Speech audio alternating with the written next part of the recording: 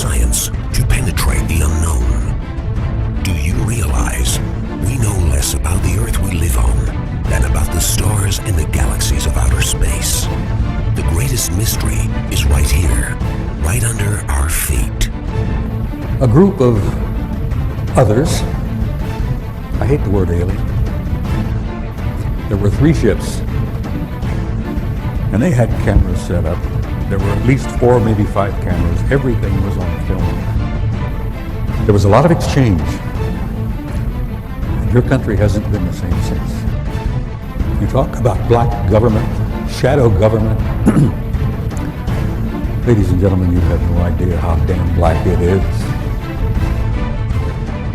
Join us as we look inside the alien files. Alien life, do they exist? And if so, what is their purpose here on Earth? These are the WTF files.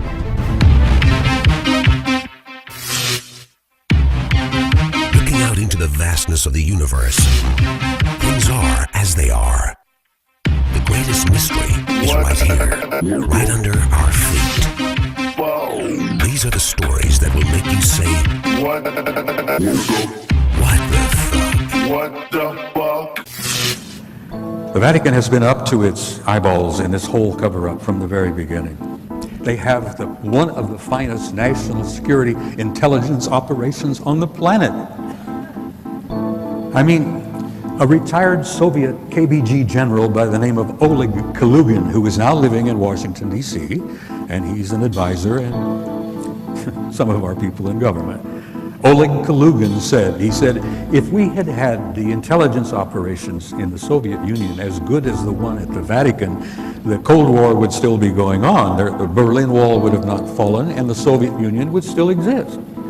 He says, we always knew that the best damn security intelligence operation on the planet was out of the Vatican. And probably the reason is that every damn priest in every country on the planet, Catholic priest, is in a sense an agent of the Vatican Intelligence Secret Service. And they're deeply concerned about the location and the appearance in our solar system of a planet known as Nibiru, which has already been photographed, and I have a picture of it here in a moment to share with you. The 10th planet has been photographed by an astro, what do they call them, where the telescopes are?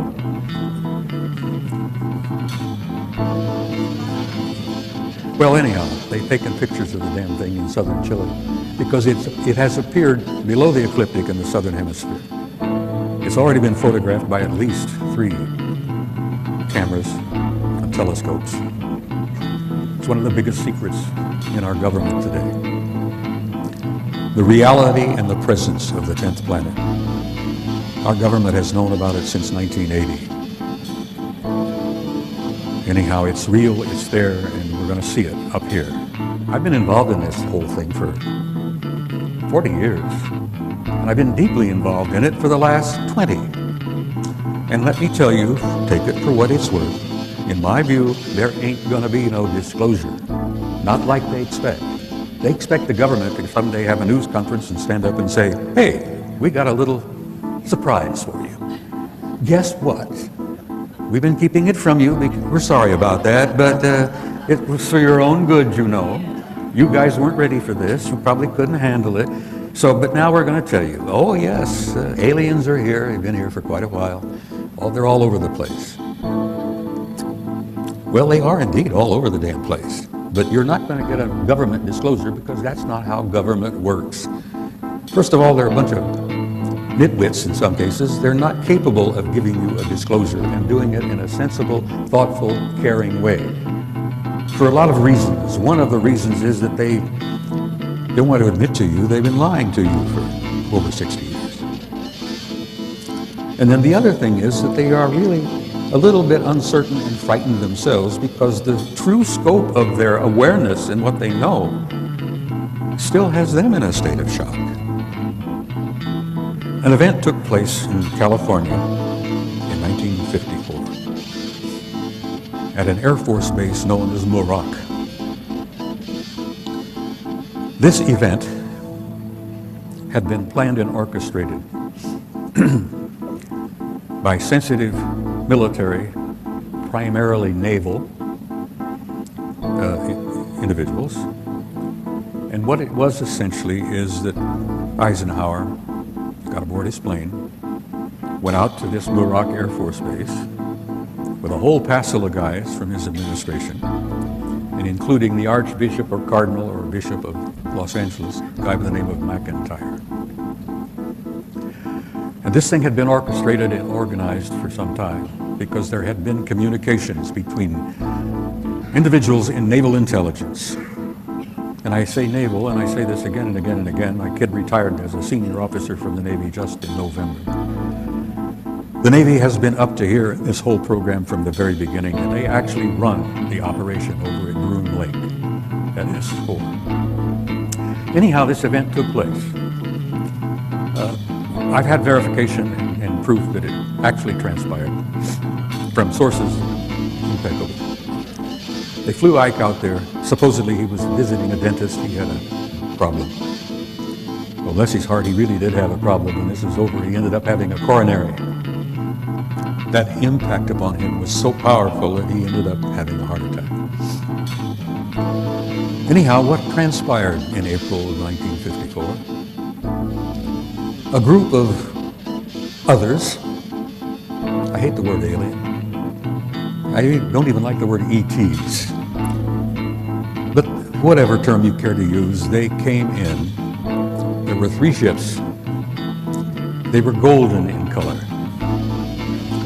They were discs primarily, circular discs, but they were fat discs. They had a high dome on the top and they had a big dome on the bottom. And these golden metallic discs came in, 3 of them, and they circled over the runway. And made several passes. And Ike and this whole crowd are standing there with mouths dropping open. We had some generals, we had some admirals, and we had a couple of church authorities there, and poor old Ike.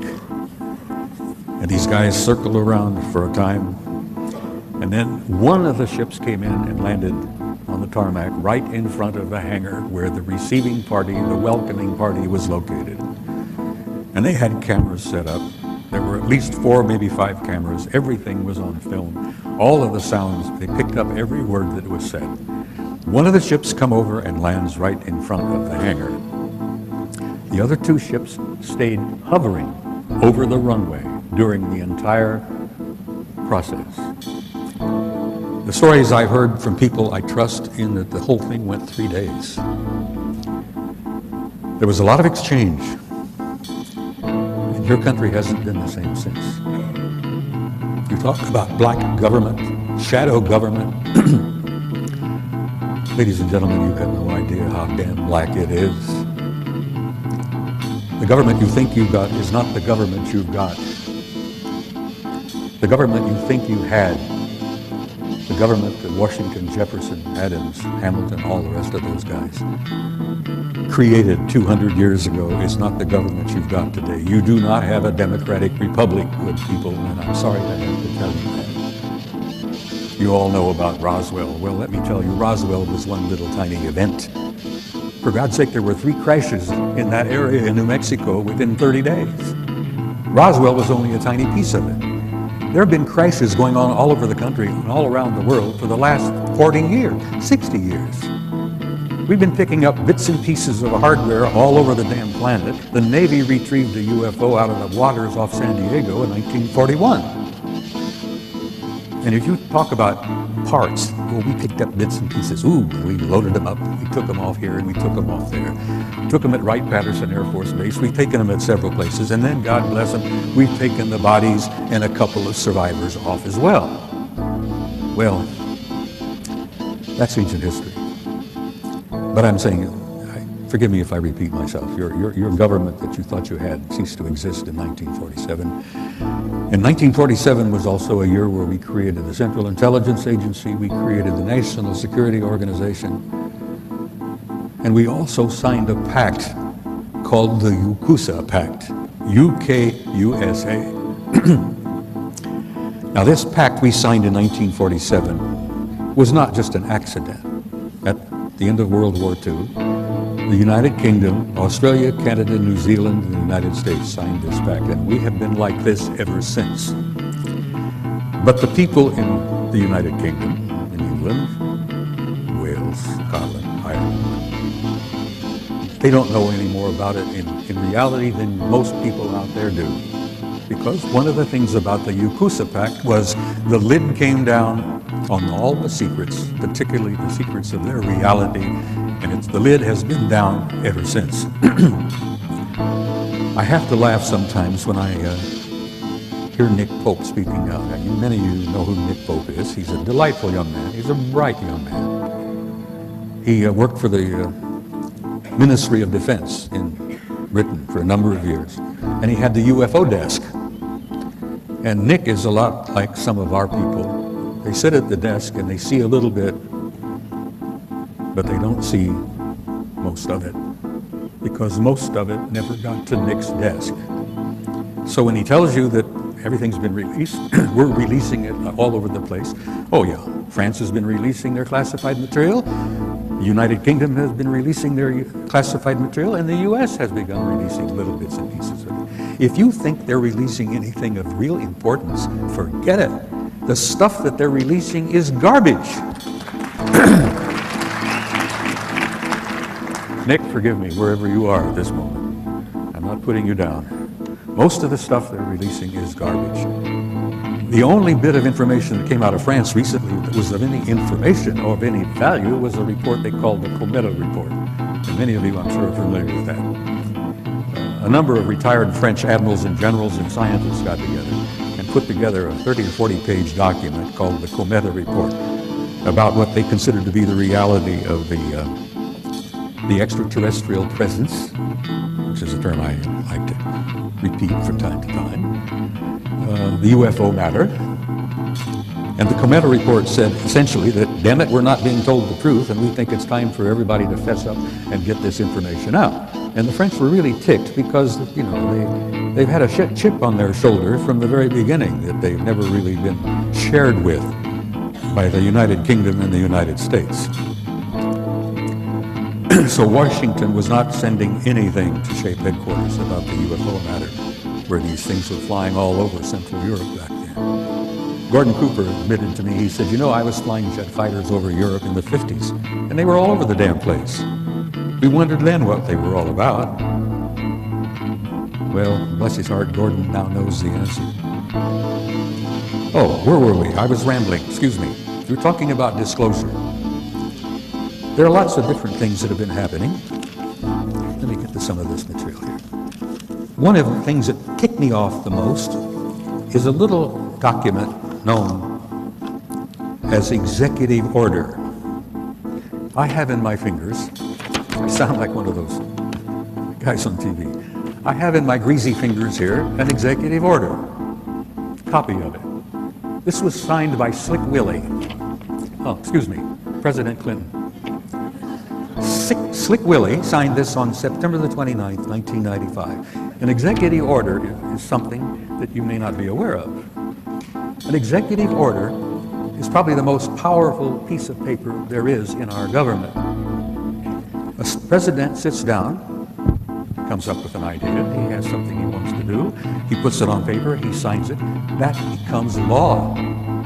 Nobody in Congress has to talk about it. Nobody in Congress is asked to see it. Nobody in Congress has to give approval to this, because when the president signs it, it becomes law. Now that in itself, good God, Washington, Jefferson, Hamilton, those guys are spinning in their graves, I think. The fact that we've reached this point where an imperial president can sit in his office at 1600 Pennsylvania Avenue and sign an executive order which becomes the law of the land, and you cannot argue with it. This particular one that Clinton signed in September of '95 wiped away every rule in the Environmental Protection Act. There were a bunch of guys over here, not too far away, at Broom Lake, Site 51, who were dying horrible deaths because they had been exposed to something, smoke, chemical, whatever, during their job. And these guys, the flesh was falling off their bodies. Their skin was rupturing. The flesh was falling. They were in incredible pain, and they were dying. And their doctors and some attorneys tried to find out what it was that was causing this. If the doctors could find out what was causing it, they could possibly help those guys deal with this, and they could come up with some way of treating them. Well, not only did the government deny the request for information on what that material was that was killing these guys, those bastards in Washington even denied the damn facility didn't even exist.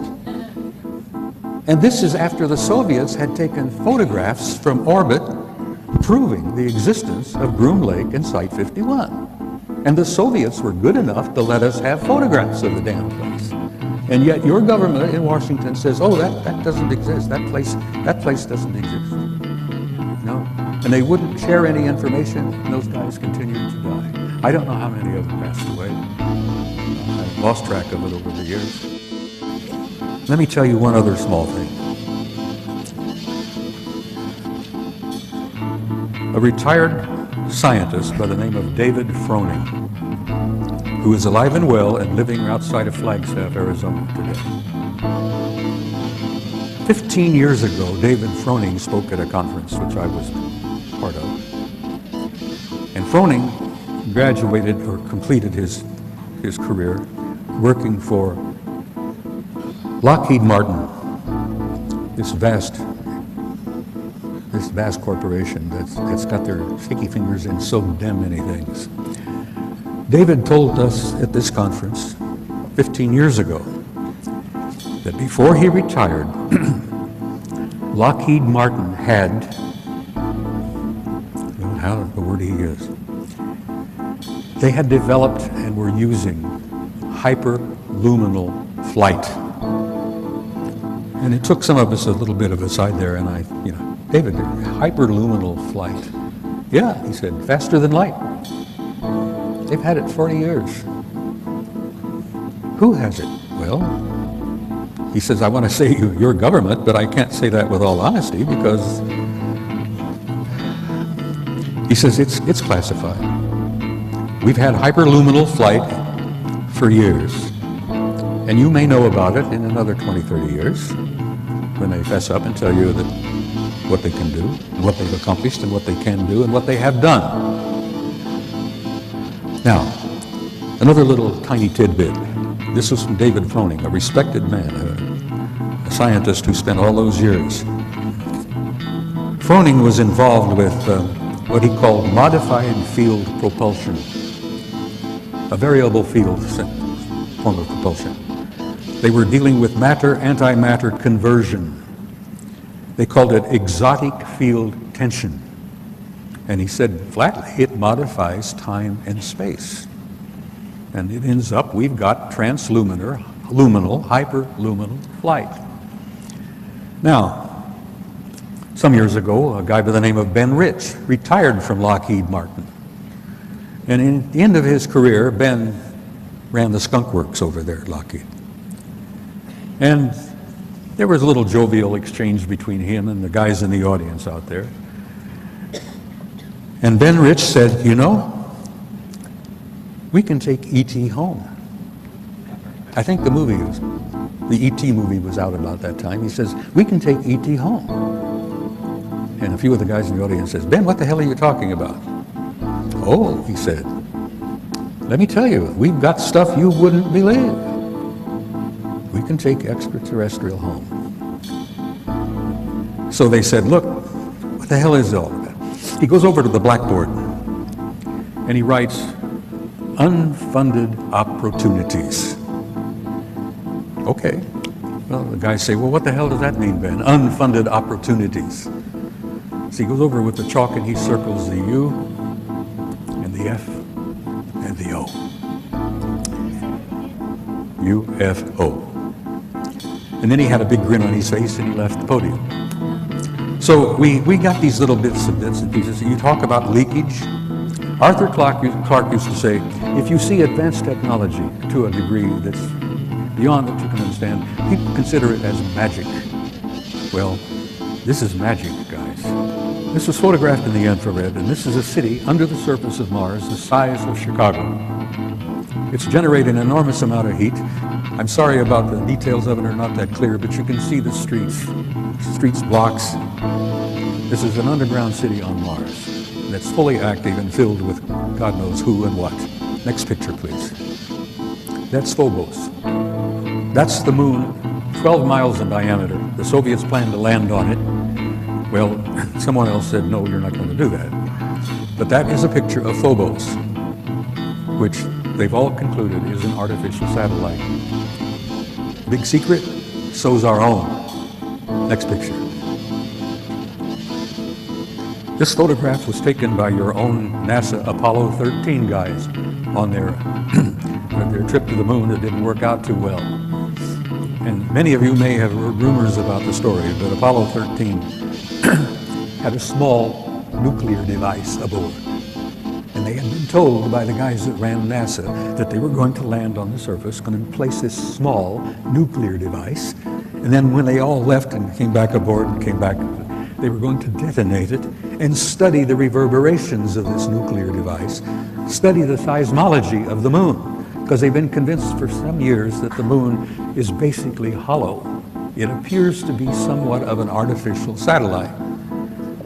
Well, they planned to detonate this nuclear device, and the others said, no, you're not going to do that.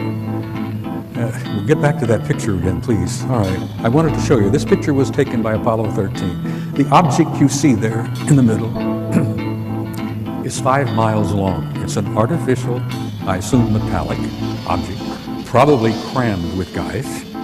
And that object followed our Apollo 13 all the way to the moon, around and back. Now, whether they were trying to make sure the Apollo 13 guys got home safely or what, whether they were the ones responsible for Apollo 13's little accident, which kept them from landing on the moon and placing that nuclear device, who knows? We may find out someday. But here you have an artificial object in orbit on the way to the moon, 5 miles long. Now, I've spent some time aboard aircraft carriers with my kid. I've been invited several times. My boy served on 4 different carriers, nuclear-powered Nimitz-class carriers. We have carriers with 5,000 men in the crew, 1,000 feet long, 150 aircraft, snack bars, dining rooms, accommodations, this and that. Can you imagine the accommodations on an object? I like to think that, there's McDonald's, bowling alleys, God knows what. I'm sure they have a fairly good life out there. Anyhow, aboard an object 5 miles long, I've tried, in the time I had, to do 2 things. To impress upon you the reality of the extraterrestrial presence, the ones I refer to as the others. I hate the term alien, I hate the term UFO. There are no UFOs. We've known what they are for years and years and years. Some of them are ours, some of them are theirs. There are no unidentified flying objects out there. They're all identified. I've tried to impress upon you the seriousness of it, the seriousness of the cover-up and the lies they've been telling you. The importance of why you need to know as much as you can know. And you need to be presented with the material, because damn it, you all deserve the truth. You have a right to know, and you have a need to know, because you are the people that this whole damn thing is all about. Now, they're in our midst. That's an understatement. When I came in, I arrived yesterday. I've been running around here all day. There's an old friend sitting in the audience out here who I've known for years. He's currently with Defense Intelligence Agency. He's getting up to years, probably going to retire very soon. And I've met him many times. We shared a lot of information. There's another young man in the audience here who I will not point to because I can't see a damn thing with those lights, who is from National Security Agency, and he and my old friend were not aware of the other one being present here. But the one that's most redeeming and most exciting for me is there's a couple here who look like they're in the mid-40s. They look like a husband and wife. Nice-looking people, very nicely appearance. As I said, their appearance is like a husband and wife. They're sitting together. Neither one of them were born on this planet. Guys, they're in your midst. If you have dinner down here somewhere, you could be sitting next to one of them. There are two of them in the audience this afternoon, and I want to salute you. They're nice folks. They're as human in most respects as you and I are. They're all over the damn place. They're in our midst, and they are family. We're related to them because they were the ones that had a hand in establishing us as a hybrid race 100,000 years ago. And that hybridization is still underway, it's still happening, even as we sit here and speak. And it's simply this: you're not alone, and you have never been alone. And you have had, as I have learned over the years, an intimate interrelationship with advanced extraterrestrial intelligence from the beginning of human history. But the thing I've learned, I guess, the most powerful thing, is that there is a God. Don't you ever doubt that. There is a supreme being. And you're all a part of that because there is a spark of that divinity flashing and burning in every one of you. It's known as your soul, your immortal soul. I want to say something in closing. I want to try to communicate to you how much you people have meant to me over the years. I want you to know how much you all have meant to me over the years. Your support, your encouragement, and your warmth is only the one thing that's kept me going. I want you to know how grateful I am to each and every one of you. You are friends. Ti amo. I love you all. Good night.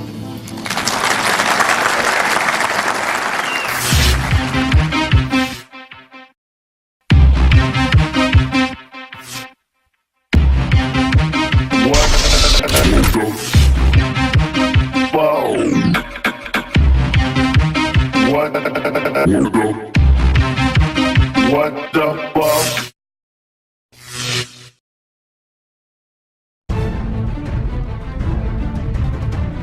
The ultimate aim of all science, to penetrate the unknown.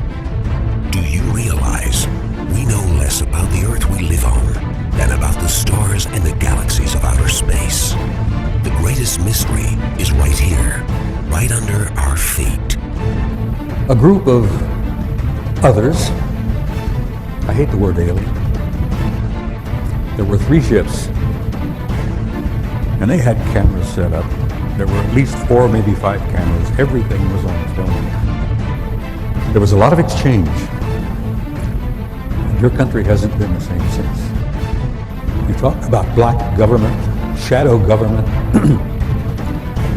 Ladies and gentlemen, you have no idea how damn black it is. Join us as we look inside the alien files. Alien life, do they exist? And if so, what is their purpose here on Earth? These are the WTF files.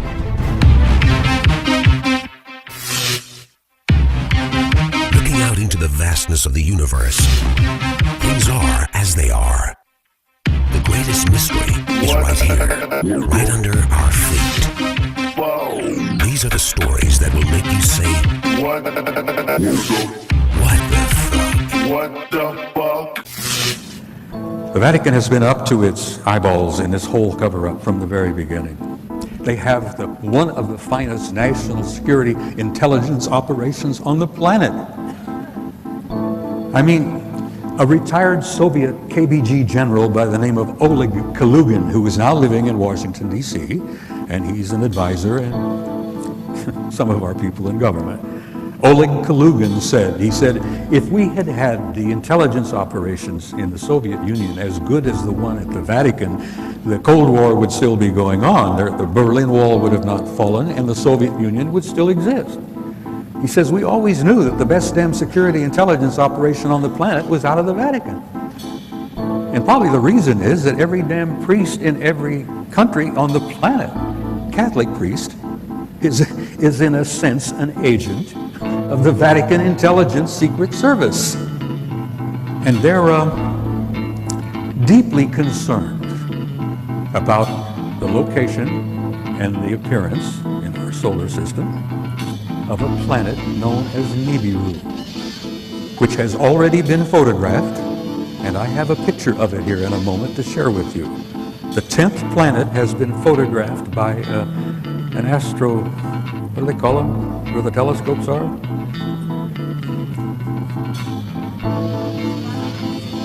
Well, anyhow, they've taken pictures of the damn thing in southern Chile because it has appeared below the ecliptic in the southern hemisphere. It's already been photographed by at least 3 cameras and telescopes. It's one of the biggest secrets in our government today. The reality and the presence of the 10th planet. Our government has known about it since 1980. Anyhow, it's real, it's there, and we're going to see it up here. I've been involved in this whole thing for 40 years. And I've been deeply involved in it for the last 20. And let me tell you, take it for what it's worth, in my view, there ain't gonna be no disclosure. Not like they expect. They expect the government to someday have a news conference and stand up and say, hey, we got a little surprise for you. Guess what? We've been keeping it from you. We're sorry about that, but it was for your own good, you know. You guys weren't